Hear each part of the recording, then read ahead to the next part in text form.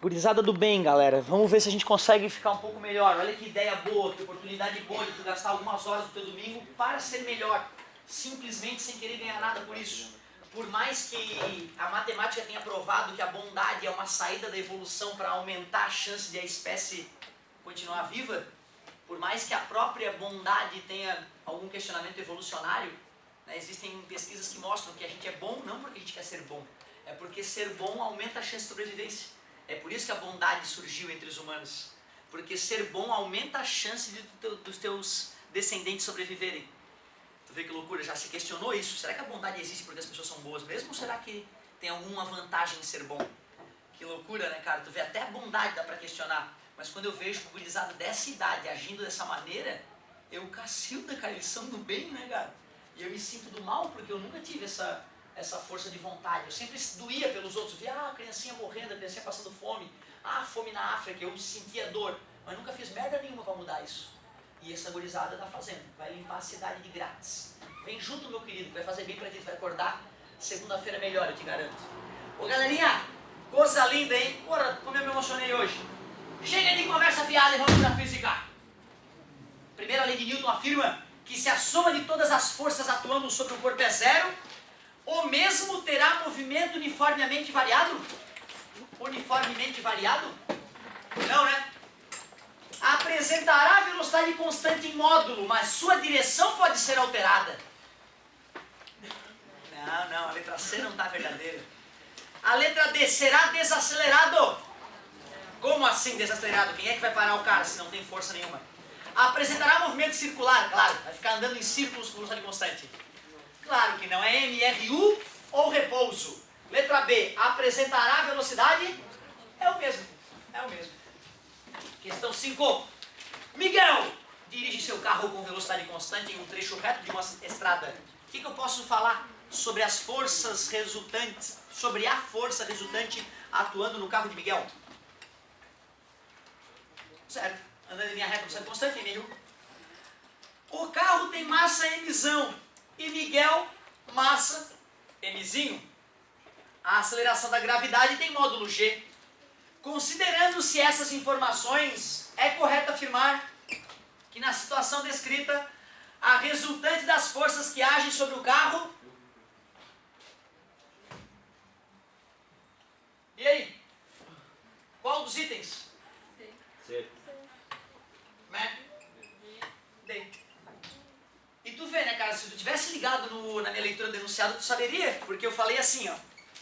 Miguel dirige seu carro com velocidade constante em um trecho reto de uma estrada. Parei a leitura da questão e perguntei pra ti, qual é a força resultante atuando no carro de Miguel? A galera falou zero, já respondeu a questão, e eu continuei. O carro de Miguel tem massa e Mzão. Aí teu cérebro começou a pensar, caramba, como é que eu vou fazer a conta? Não sei a massa, é Mzão. A massa do Miguel, meu Deus, é Mzinho. E a gravidade é G. Determine a força resultante. A gente já tinha respondido, cara. Todo mundo percebeu se tivesse ligado, né? Era nula. Era nula. Por que ele falou a massa e tudo mais? Pra confundir. Pra confundir. E pra de repente tu achar, peraí, o carro do Miguel, a Terra tá atraindo o carro do Miguel, né? É o peso. Como a massa do carro do Miguel é a massa do carro mais a massa do Miguel, então o peso do carro do Miguel é Mzão mais Mzinho vezes G. Mas se o carro do Miguel está caindo em queda livre? Não. Não, se tivesse em queda livre, a força resultante do carro do Miguel seria o peso, que seria Mzão mais Mzinho vezes G. Mas como tem um chãozinho no carro do Miguel, o chão não deixa o carro do Miguel cair, fazendo uma força que nós vamos chamar futuramente de força normal. Para que o carro do Miguel não caia nem flutue, a força normal e o peso tem que ser o mesmo módulo. E somando esses dois vetores, dá zero. Então tu vê, era realmente uma pegadinha a questão. Se tu tivesse gravado a primeira lei de Newton, dava para responder que era a letra D, nula. Questão 6. Um paraquedista salta. Putz, isso eu tenho que fazer antes de morrer. Meu Deus, imagina tu saltar em paraquedas, cara. Deve ser uma experiência ímpar na vida. Um paraquedista salta de um avião e cai em queda livre até sua velocidade de queda se tornar constante. A partir do momento que a velocidade do paraquedista ficou constante, eu posso afirmar que a força resultante é Podemos afirmar que a força total atuando sobre o paraquedista após sua velocidade se tornar constante... Pô, parece que o cara prevê a questão, né? Mas é porque não tinha outra coisa a perguntar. Nula. Muitas pessoas têm dificuldade de entender. Como assim, professor? O cara pulou do avião. Aí no começo ele não estava caindo. Começou a cair quando saiu do avião. Tinha força gravitacional atraindo ele. Então ele estava caindo na aceleração da gravidade. Mas à medida que ele começa a cair, a velocidade para baixo começa a aumentar, né? Senão ia ser melhor pular de um prédio de 10 andares do que do prédio de 1 andar. Se a velocidade vai diminuindo, eu vou bater no chão mais lentamente, pulando no prédio mais alto. A gente sabe, né? Quanto mais alto, maior a chance de morte. O peso do cara continua praticamente o mesmo, mas a velocidade está cada vez maior. E já que eu estou caindo mais rápido, o ar bate em mim mais forte. Então, no começo, a resistência do ar é pequenininha. Mas chega uma hora que a resistência do ar se iguala a força-peso. Na hora que a resistência do ar se iguala à força-peso, a força resultante fica... E aí a velocidade é constante. Por isso que o paraquedista não está cada vez mais rápido. A partir de uma certa distância de queda, a partir de um certo tempo de queda, se tu preferir, a velocidade se equilibra. A velocidade passa a ser constante. Lá por uns 300 por hora. 200 e pouco, se ele estiver de frente, né, caindo de frente, com o ar batendo no peito dele. Se ele fizer um formato aerodinâmico, vai conseguir atingir uma velocidade maior. Tudo bem para vocês? Mas chega uma hora que a velocidade para de crescer. Se a velocidade para de crescer, as forças se igualaram e a resultante é zero. As pessoas ficam me perguntando, né, geralmente, como, professor? Se a força resultante for zero, o cara tinha que parar de cair. Isso é o que as pessoas normais pensavam antes do nascimento do gênio Newton.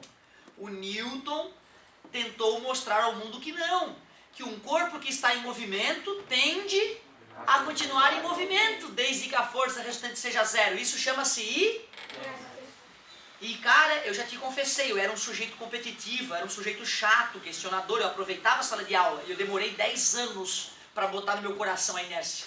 Antes disso eu tinha decorado. Aí um dia eu acordei, porra, como é que eu não enxerguei a inércia antes? Todo dia no ônibus, o ônibus freando e meu corpo querendo continuar. Todo dia a inércia me mantendo no mesmo lugar. E eu demorei a acreditar no Newton. Eu achava que o Newton estava errado. Tu vê que falta de humildade, né? Um guri de 14, 15 anos acha que o Newton, o maior gênio que já nasceu nesse planeta, está errado. Então tem que ter humildade. Acreditem na primeira lei de Newton. E usem no dia a dia, usa o ônibus para tu perceber a inércia toda no teu corpo. Isso vai te ajudar enormemente. Professor, Fala, meu querido. como é que funciona aquela roupa, esse tipo de morcego que nós temos? É muito parecido com o princípio do avião. Se eu usar uma roupa para poder planar no ar, eu posso conseguir de repente aterrissar sem usar um paraquedas, né? Teve um brasileiro que fez uma dessa, né? Ele conseguiu pousar sem usar um paraquedas, usando só aquela roupa de morcego. Ou seja, eu começo a cair, só que em vez de cair em direção ao chão, eu vou caindo assim, ó, planando, certo? E aí, perto do final, eu dou uma embicada bem forte para o chão para aumentar a minha velocidade. E na hora que eu estiver bem rápido, eu abro a minha roupa contra o vento e faço a roupa criar sustentação para eu ir planando e conseguir parar no chão em baixa velocidade, em velocidade menor. Só que tu vê, né? Primeiro ele treinou um monte, fingindo que estava aterrissando mais alto. E aí, depois de treinar, abriu paraquedas. Até ele conseguiu o tamanho da roupa que ele percebeu que ia ter sustentação. E depois de horas e horas de treino, ele assim, chegou o dia. Aí ele sem paraquedas, macho, hein, cara? Sem paraquedas pela primeira vez, ele foi lá e conseguiu planar e se arrastou no chão na hora que chegou. Mas né, não quebrou nada, conseguiu fazer uma aterrissagem dessa. Certo? Um brasileiro, pô, tem que comer merda pra poder fazer isso. Só pra mim, precisa ter 500 saltos de paraquedas para conseguir, para ter o direito de usar esse que é o índice. 500 saltos, É. mais ou menos, pro cara poder ser liberado de usar, né? Eu te falei, né? Se o cara pular de paraquedas, ele pode tomar uma vaca, que chama, né? E sair rolando e não conseguir se estabilizar para puxar o paraquedas, para que o paraquedas abra com segurança. E isso sem roupa. Tu imagina uma roupa com asa. Tu vai lá e abre um braço e não abre o outro. Tu começa a girar já que nem uma outra. Né? Tu entende o que eu digo? Né? Tu tá tudo certinho. Se tu abre os braços, vai bater ar no braço, vai dar uma desestabilizada. Agora, se tu abre o braço e vem um pano aqui, vai bater ar com força, né? Se tu abre mais um braço do que o outro, tu já começa a girar que nem um maluco. Pode até desmaiar, dependendo da velocidade com que tu gira. Certo? Então, realmente, bacana a informação do amigo. Não tinha esse detalhe técnico, não. Muito bom, garoto. Fala, meu querido. Eu não entendi, tipo, tá caindo pela força da gravidade. Tipo, a resistência do ar eu posso desconsiderar a força da gravidade ou não?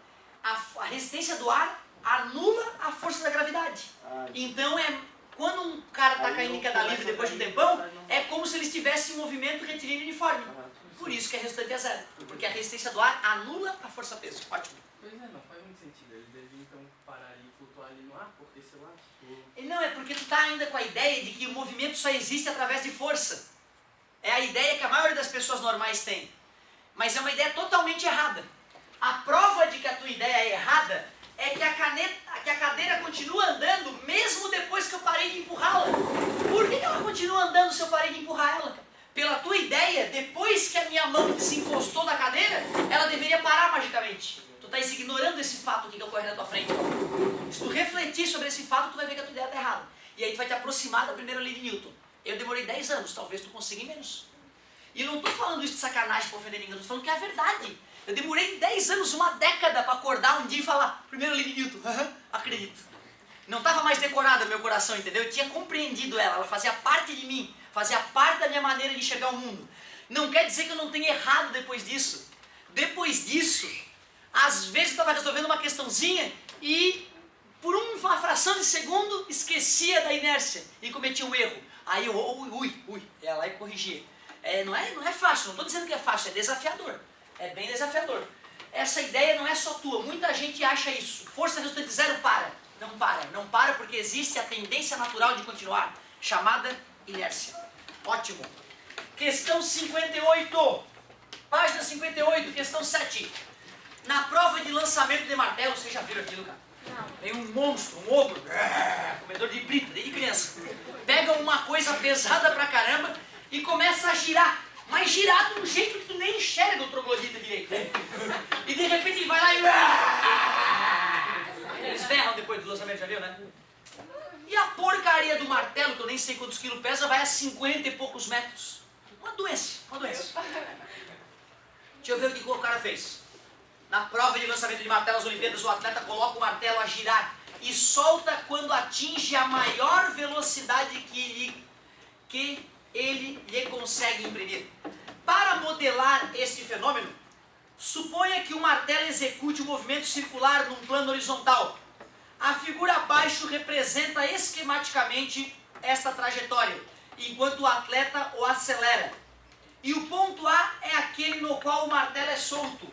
Ele fez o giro do martelo, né? O maluco está aqui no meio, o martelo está ali, tem a cordinha segurando.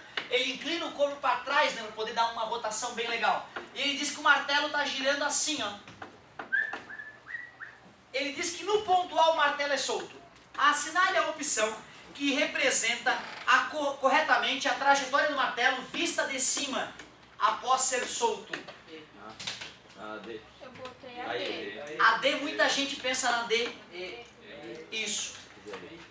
A E é mais correto porque o corpo sai pela tangente, é igual o carro, é igual o fenômeno do carro.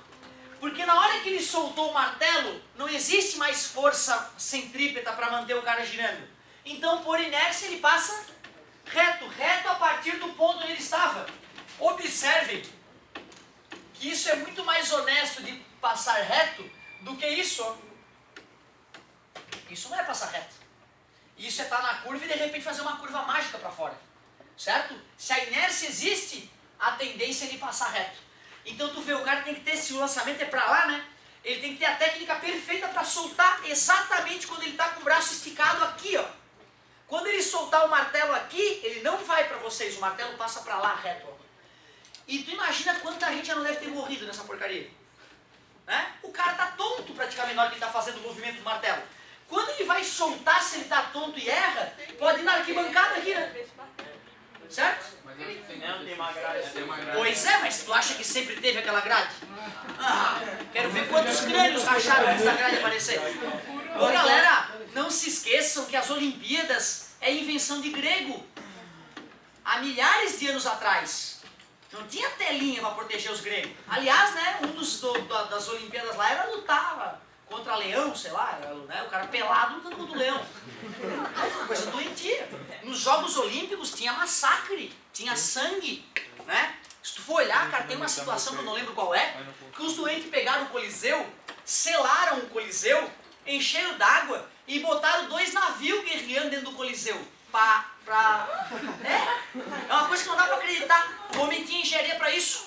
Só que não era teatrinho, era guerra de verdade. Era a galera do navio pra tentar matar a galera do navio. Era guerra, tentar afogar. E o grupo que sobrevivia era dos vencedores. O resto morria. Os 3, 4 que sobreviviam no grupo, não vamos matar eles, esses prisioneiros vão ser poupados. Doença, o ser humano é um bicho totalmente maluco e a história prova. Cara, aqueles filminhos é tudo baseado em história, de historiadores antigos.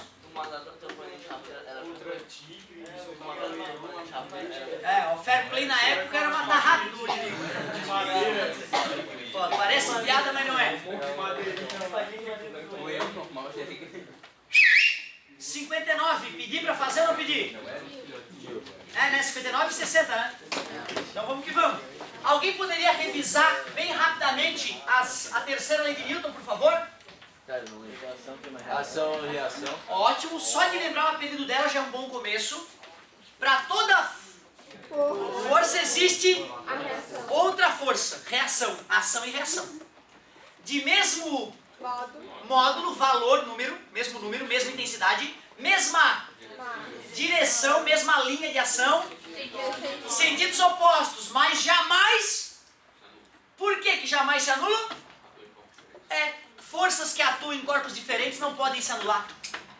Outra coisa importante para tu ser rei na terceira lei de Newton: se a ação é gravitacional, a reação tem que ser gravitacional. Se a ação é magnética, se a ação é do tipo atrito, elas têm a mesma natureza, ação e reação. Se tu lembra desses detalhes, tu mata as questões teóricas. Um cavalo tenta colocar uma carroça em movimento, puxando-a com certa força. Pela terceira lei de Newton, a carroça reage e aplica no cavalo uma força de mesma intensidade. Opa! Visto que as forças de ação e reação apresentam a mesma direção, mas em sentidos contrários, a resultante delas tem intensidade igual a 0. Se eu somo a reação com a reação, dá 0. Desta forma, ele não está perguntando, ele está afirmando. Desta forma, cavalo e carroça não conseguiriam entrar em movimento de forma alguma. Julgue a validade do texto acima e justifique o seu raciocínio. O texto é verdadeiro? Não. Ele não é verdadeiro porque os cavalos puxam as carroças. A prova prática. E qual é o erro do raciocínio dele? Que eles estão indo na mesma direção, por isso não vai ser anulado. Mas direção é uma linha, né? Direção é uma linha.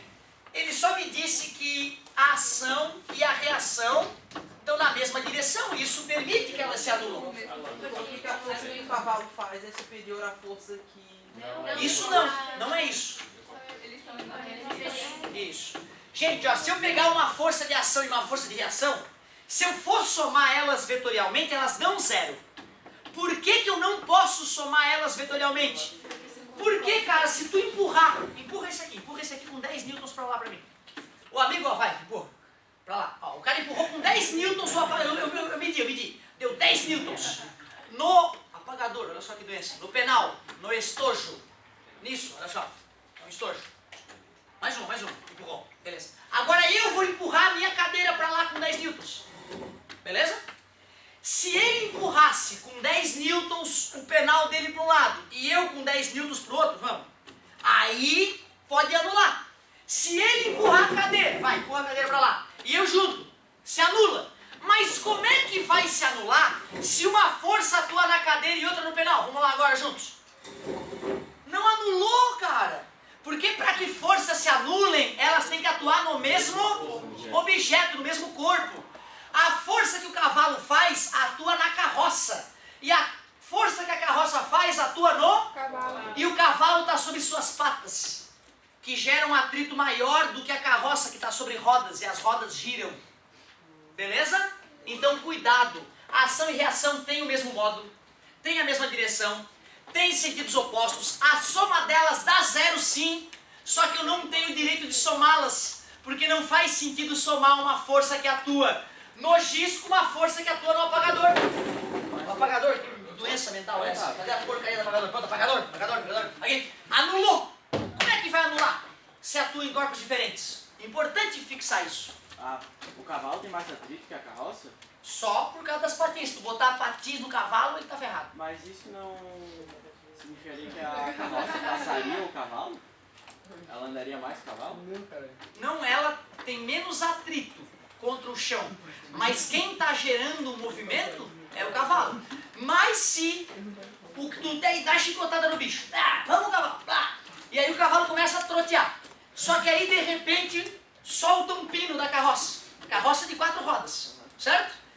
E o cavalo deu uma cansada depois das 4, 5 troteadas dele. Quando a carroça desconectar do cavalo, pode sim o cavalo, por ter baixado o ritmo, e a carroça, por ter pouco atrito, ultrapassar o cavalo. Meu pai conta uma passagem que eles estavam de jipe andando na praia lá de Mituba, e aí de repente alguém vê uma roda passando o carro. Aí os caras, a roda, o step, para pegar o step. Um cara que estava atrás do jipe falou, não, o step está aqui. Então para o carro, que deu merda, né, cara? Quando para o carro, logo o carro para, o carro, bum, o carro tombou. Tu vê, a roda do carro ultrapassou o carro. Então o que tu falou não tem nada de absurdo. Mas como é que tu explica isso, professor? Ué, o cara estava com velocidade constante. Mas só está com velocidade constante porque a força de tração do jipe se iguala à resistência do ar. Quando uma roda desconecta do carro porque os parafusos soltaram, ela vai ter menos resistência do ar do que o resto do carro. Então, como ela tem inércia, né, ela tem de ultrapassar momentaneamente o carro. E agora, o que faz? Para o carro que deu merda, e agora? Pega o pneu, e daí? Como? Como que tu vai trocar a roda se os parafusos caíram? Tem que voltar atrás. Ah, volta quantos quilômetros atrás o primeiro parafuso caiu? Tá entendendo? Acharam a roda, o carro estava lá. O que eu faço? Nada. Liga pro táxi. Não, isso é 1960, gente. Não é liga pro... Não, gente. Quantos parafusos tem em cada roda? 4 ou 5, tira um parafuso de cada roda, monta a roda e vai embora, meu querido. Legal, né, cara? Certo? Ô, galera, c'est fini. Anota a tua tarefa aí. Além de terminar, não, vai acabar em 10 minutos. Ó, página 59, 60 e 61, a gente corrige, dá mega bicuda, e amanhã então nós vamos encerrar os volumes 1 e 2 de Física, 1 de Física e Matemática, e adentrar no volume 2. Mas certamente nós vamos usar toda a aula para corrigir a tarefa, certo? O que será? Mas é engraçado, né, cara? Isso aí era para acontecer com o espelho, né? A luzinha se movimentando ali, ó. É o relógio? Não é? É a mesma. Como explicar que aquela luz está saindo do tampão da mesa? Porque todo corpo emite uma luz. Está refletindo, não é só espelho que reflete, né? Engraçado, por que se eu fizer isso com material opaco, como por exemplo, ó, não está se mexendo é por causa da apostila? Não, né? Porque a apostila está bloqueando a luz refletida na mesa, né? Por que com a apostila na mesma posição eu não gero o mesmo efeito? Porque reflete menos. Reflete menos, né? Eu vou te ensinar porque algumas superfícies refletem mais, outras menos. Lá no final do seu... Tem a ver com a asperidade? Tem a ver com o acabamento superficial, com o material e com o acabamento superficial. Eu tava tentando convencer minha mãe que o mundo físico não tem